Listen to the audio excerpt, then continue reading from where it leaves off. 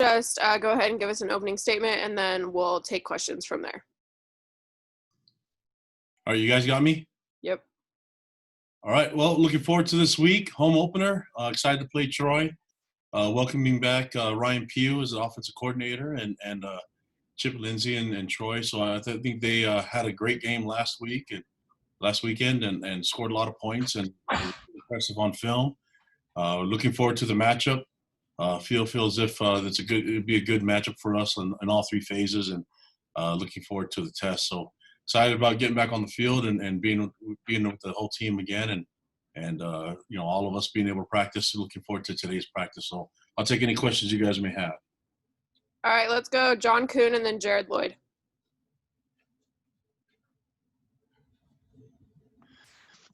Coach, shifting like game prep from one opponent to another because of a postponement, what kind of challenges did that present for the coaching staff, just kind of shifting gears like that?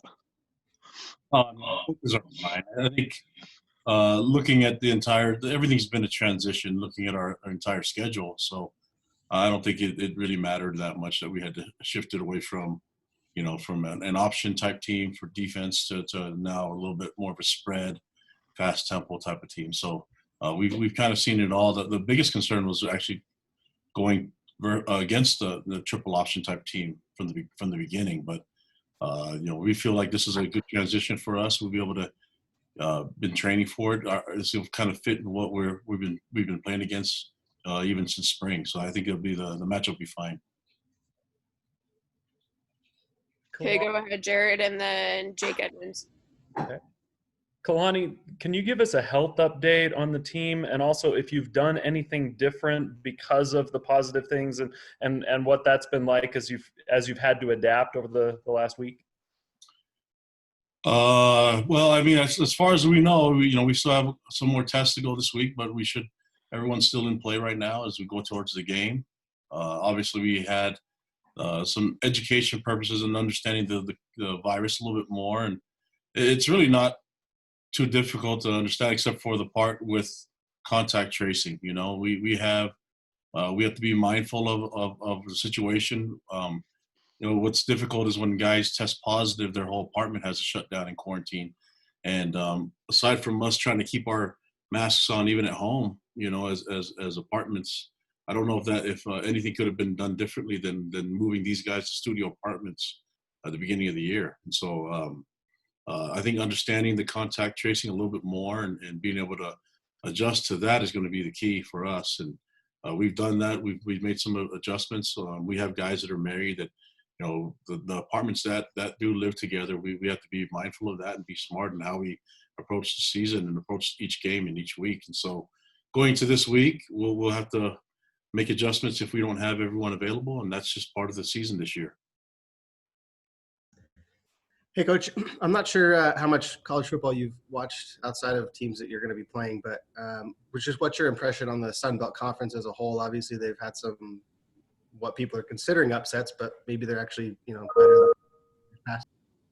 Really well coached teams and prepared and ready to go, and I think looking at all the I watch all kinds of football since we started playing high school level to as much football as you can get out there from college to the pros. And so it's a lot of learning lessons out there for coaches and players to watch, and things that can increase your football IQ. So we encourage our players to watch as much football as possible. But I think that's I've been really impressed with them, and that doesn't not just the Sun Belt Conference, but looking at all the football, the well-coached teams that are out there that are really prepared. And I have a huge admiration for coaches and what they do with their teams. The bounce back that Navy was able to do, and that comeback, that the victory that they were able to have with Ken leading the way. I think it's some really impressive things out there, and it just goes to show the type of coaching that's out there, specifically in the Sun Belt Conference and other conferences. So it's exciting. We have to make sure that we do our part as coaches and make sure that we're ready for this game against Troy. Okay, let's go Jay and then Mitch. Hey, Kalani, just wondering if you're able to hold full team practices today or this week, or are you still in the kind of the small group that you did last week? Oh, the cohorts last week it was a last week thing. Starting today, we'll be able to practice as a complete team. So we'll still, use our masks and our shields on our face mask and still practice social distancing on the field. But we'll be able to practice as a team, as a unit.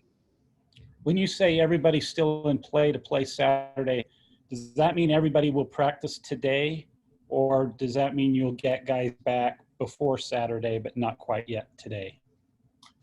A little bit of both, I guess. I mean, we're not going to have, we've had some guys that were banged up even from the Navy game that are still, we still have to evaluate and see if they can return today and practice. And then we have some that we'll have to clear and with testing and everything. And, away we go. But I can't answer that question fully right now because there's about 4 different answers in there. Kalani, what has your sports medicine department maybe told you about the potential impact that this state, the rise of cases in the state of Utah could maybe have on this Saturday's game? Not much. I mean, we've been talking about just understanding contact tracing more than anything, and how to keep our guys safe. But there's going to be some accountability from our players being able to, gauge their own lives and be smart in how they approach their everyday living. And so that's been the key from our sports medicine department, educating our coaches and staff and players. We're all in the same boat here. And so,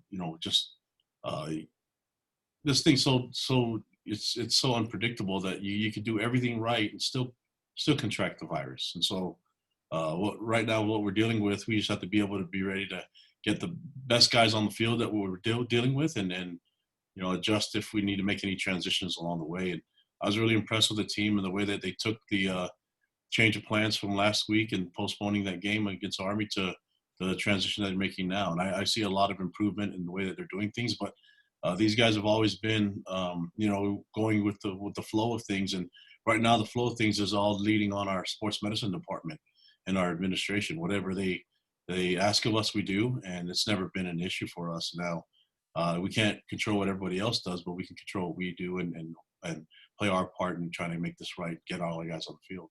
And I just wanted to follow up too, Kalani. We saw at Florida State, their head coach, Mike Norvell, contracted the virus. I'm just kind of curious, and it's kind of a hypothetical, so I know you're probably doing everything you can to stay safe, but if you were to, say, contract the virus, do you have like a contingency plan as to who would be the head coach if a situation like that did arise? Of course, yep. And that kind of goes down it trickles down from there. So, we have an assistant head coach that would take over if needed. And, our coordinators will run the show still. And so that's kind of, if you look down the line of the steps in order of our guys, we'll have to deal with it if that happens. So we're prepared for it. I think you have to now, and you have to be prepared for guys that may possibly contract the virus. So you have to look at your depth. I mean, we talked about our depth this year being such a huge strength for us. Didn't really think that you'd have to test it with the COVID, but that's part of the injuries now. It's part of game time, whether you're ready to play or not, and that you have to factor that in. So when you're looking at the number of players that we have to play in different positions, you have to, in the back of your mind, have a plan just in case someone is out, and coaches included. Okay, let's go Dana and then Norma. Hey, Coach. It will have been, I think, almost 3 weeks since the Navy game. How do you carry over all the positive things you did from that game? Or is there a sense of kind of like starting over because it was so long in between games? Is this almost like a whole second training camp leading up to the first game of the season, so to speak?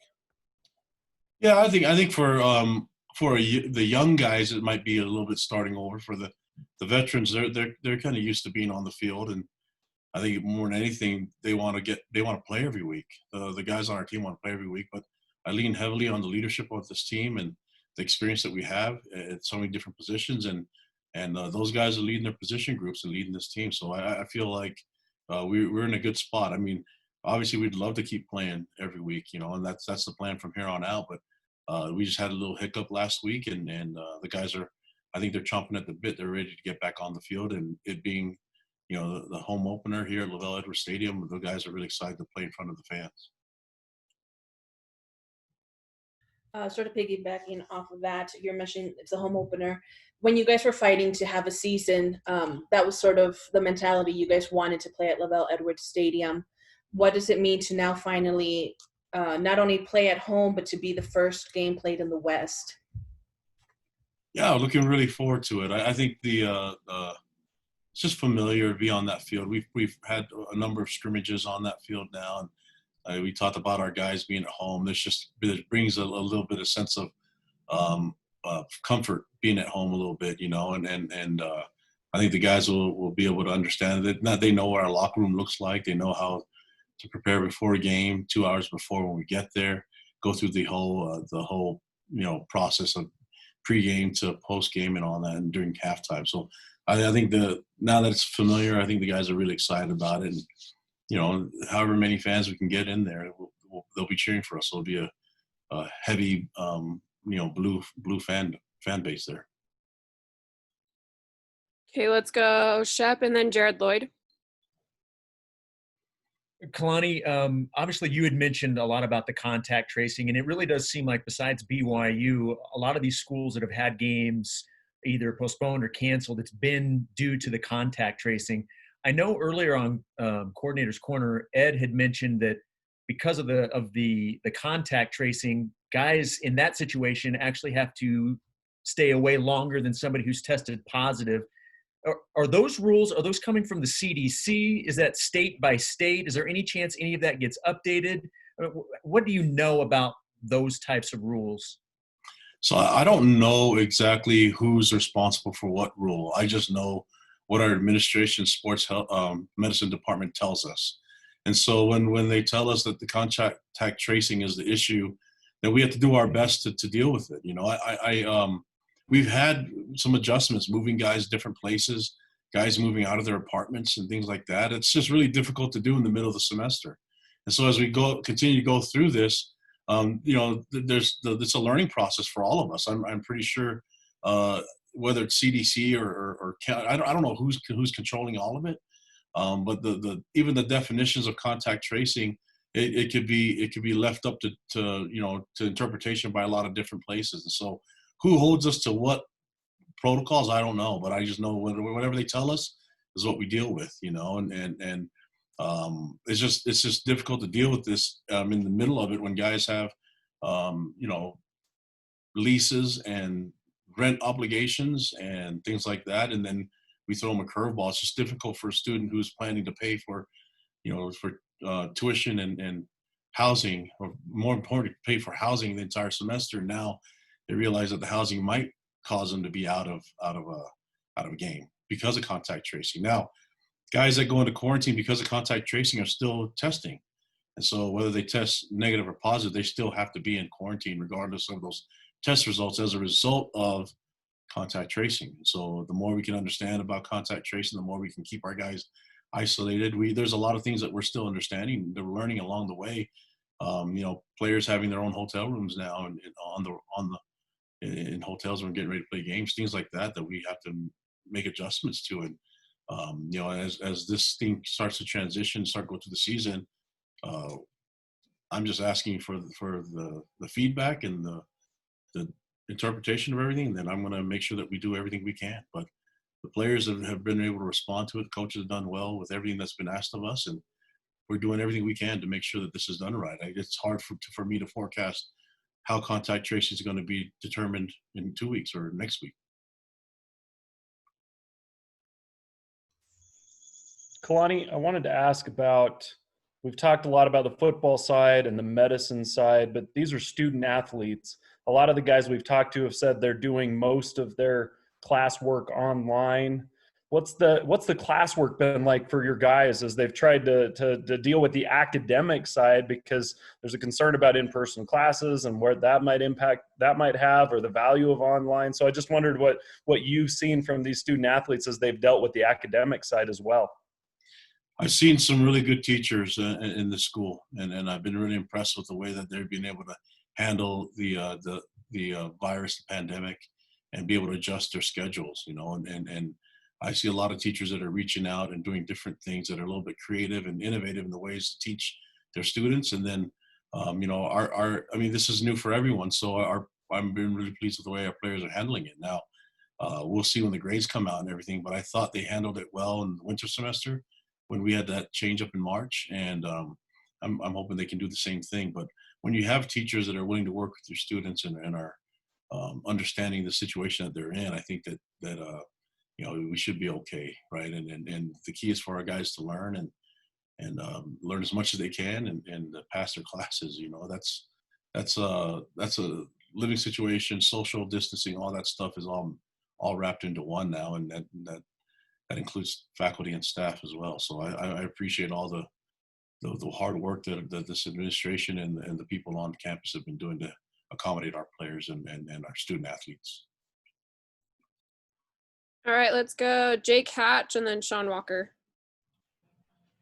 Kalani, I wanted to ask you about your relationship with Ryan Pough. Obviously, you spent some time here in Provo, but now what's your relationship been with him since he left Provo and headed to Troy? Oh, I check with him once in a while. I mean, I think we followed him pretty closely last year to see how well he was doing with running the show. I mean, he's offense coordinator, so it's a huge step for him. But we have a great relationship. He has that connection with a lot of guys on the staff, and a lot of players too. But if you've met him, you can understand why. He's a person that you just can't forget about. He leaves an impact in your life, and whether as a coach that works for you or a teammate, I see the way that he has his interaction with a lot of different people. When he, since his playing days at Auburn, he's that type of guy. I think he's going to have a lot of success as offensive coordinator, and I think he'll make a great head coach one day. But he's a special young man, and really happy for him, and just trying to make things rough for him this weekend. But after that, we'll always cheer for him. Building off that a little bit, Coach, what have you mentioned you've been following Ryan, obviously, at Troy and kind of keeping tabs on him as an OC. Does he seem like a bit of a different coach just in that kind of progression that he's taken, obviously going from O-line to OC and that kind of thing? Can you kind of see little things that he's doing differently or presenting himself differently just from following him like that? Oh, he's always carried himself really well professionally. And I think you could tell, I mean, he's a coach's son. So he's been around football a long time. It's not just in college, but he's been able to adapt to the game easy. I mean, he came to BYU and not being an LDS member and made an easy transition. It wasn't hard for him and his wife. They came here and kind of just grasped onto our culture here and they were able to thrive in it. So I think his leadership qualities is the key, but I think he's always going to be the same guy. He's a happy, positive person, and he demands a lot from his players. I'm expecting him to bring his team ready to roll because they're going to bring their A game. They had a great game this last weekend. I mean, they about 500 yards of offense and balance to basically 260 passing, 240 running. So, they can attack you in a lot of different ways. And, he works for a great head coach. And I think Chip Lindsey's a great offensive mind that a lot of people don't really understand how well he knows the game. So this is going to be difficult for us as a team, but we got to be ready to take them on. And they play great team football, and that's why they were able to win that game by score 47-14. And it wasn't even that close. Okay, last two questions, Mitch and then Jake Edmonds.